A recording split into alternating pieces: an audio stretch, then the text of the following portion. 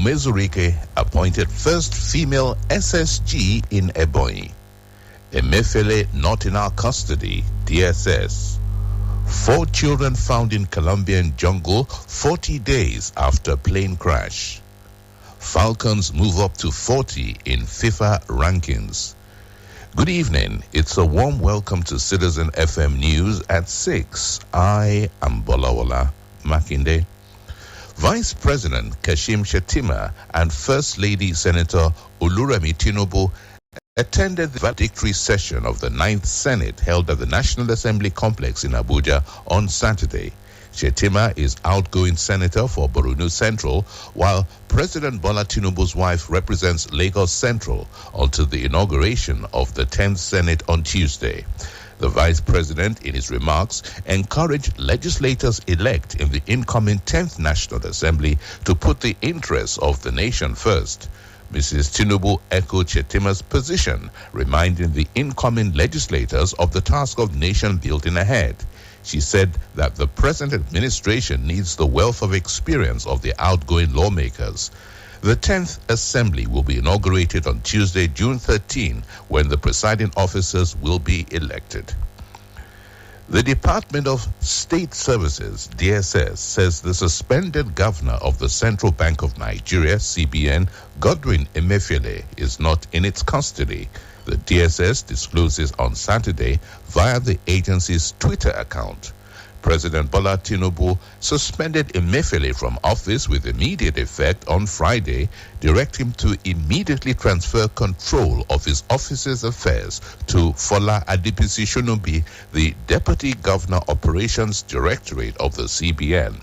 According to a statement signed by Willie Bassi, the Secretary to the Federation's Director of Information, the suspension is as a result of the ongoing investigation into his office and planned reforms in the financial sector of the economy. Governor Francis Nwifuru of Ebonyi State has appointed Professor Grace Umezurike as a secretary to the state government SSG, making her the first female to occupy the position in the state's history. The appointment was contained in a statement signed by the governor's chief press secretary, Dr. Monday Uzo. Until her appointment, she was a professor of socio-political philosophy at the university in Abakaliki, the state capital. She will be sworn in on Tuesday, June 13, 2023, at the Executive Council chambers of the Government House, Abakaliki, Ebonyi State. The People's Democratic Party, PDP, and former Vice President Atiku Abubakar on Friday presented 3 presiding officers who testified that the bimodal voter accreditation system, BVAS machine, failed to transmit the scanned result sheet of the February 25th presidential election. The witnesses who participated in the 2023 general election as ad hoc staff of the Independent National Electoral Commission, INEC, were drawn from Kogi, Niger, and Edo states. The 3 ad hoc INEC presiding officers who were subpoenaed witnesses took their turns in the witness box, where they lamented the inability of the BVAS machines to transmit the presidential results from their various polling units. They were led in evidence by Chief Chris Uche, Senior Advocate of Nigeria, leading the petitioners' legal team at the PEPC. The Securities and Exchange Commission has declared the activities of Binance illegal in Nigeria. This is according to a published circular on the Commission's website dated June 9, 2023. The Commission stated that Binance is neither registered nor regulated by it, and its operations in the country are illegal. It noted that anyone conducting business on the exchange is doing so at their own risk. The Commission further urged Nigerians to be wary of investing in crypto assets and crypto asset-related financial products and services if the service provider platform is not registered or regulated by it. It further added that Nigerian investors are hereby warned that investing in crypto assets is extremely risky and may result in total loss of their investment. In foreign news, French judges on Saturday handed preliminary charges of an attempted murder to a man suspected of stabbing 4 young children and 2 adults in a park in the French Alps town of Annecy. The suspect is a 31-year-old Syrian refugee with permanent residency in Sweden. His name has not been released. Lead prosecutor Lynn Bonnet Mathis told a news conference that the man was presented to investigating judges in the lakeside town and handed charges of attempted murder and armed resistance. He is in custody pending further investigation. It was also said that the victims are no longer in life-threatening conditions. The children between 22 months and 3 years remain at a hospital in nearby Grenoble, where French President Emmanuel Macron visited them on Friday. Sudan's capital of Khartoum was relatively quiet in the first few hours of a 24-hour ceasefire, the latest attempt to end intensive fighting between the Sudanese army and the Rapid Support Forces RSF paramilitary group. The United States and Saudi Arabia brokered ceasefire took effect from 6 a.m. on Saturday, with hopes by the mediators that a pause in fighting will facilitate the safe passage of desperately needed humanitarian aid across the country.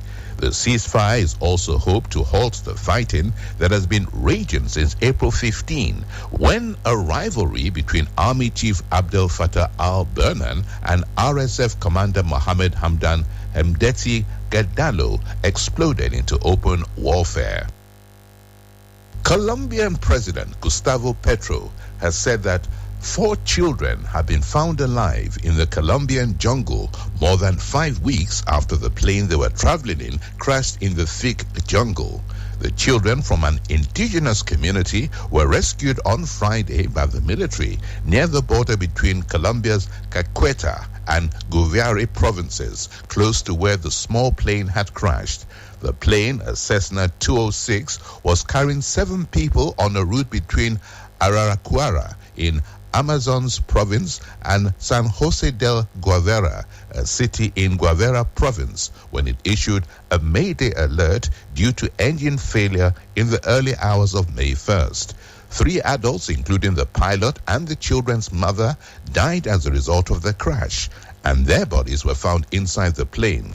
The 4 children, aged 13, 9, and 4, as well as a now 12-month-old baby, survived the impact. They arrived at the capital Bogota early on Saturday for medical treatment. In sports, Nigeria's Super Falcons moved up 2 spots in the latest women's ranking released by the world's football governing body, the Federation of International Football Association, FIFA. The Falcons moved from 42nd to 40th position in the latest ranking published on FIFA's official website on Friday. It was a final ranking before the 2023 FIFA Women's World Cup, which will be co-hosted by Australia and New Zealand in July. Alongside the Falcons, the trio of South Africa, Morocco, and Zambia will fly Africa's flag at the Women's World Cup. Philippe Diallo has been elected the new president of the French Football Federation. Diallo, installed as interim boss after the resignation of long-standing former chief Noël Lagroet, swept to office winning over 90% of the 200-strong vote at the FFF's General Assembly in Paris. The 59-year-old's mandate runs until the end of 2024. Diallo stepped up as acting president in January when Lagroet first moved aside and then was forced to resign following accusations of sexual and psychological harassment, bringing to an end more than a decade in charge. And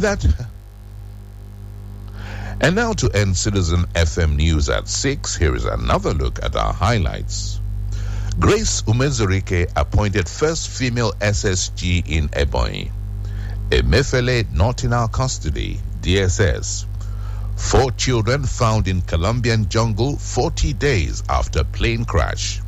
And in sports, Falcons move up to 40 in FIFA rankings. And that has been Citizen FM News at 6. I am Bolawola Makinde. The news was edited by Murayo Omotosh.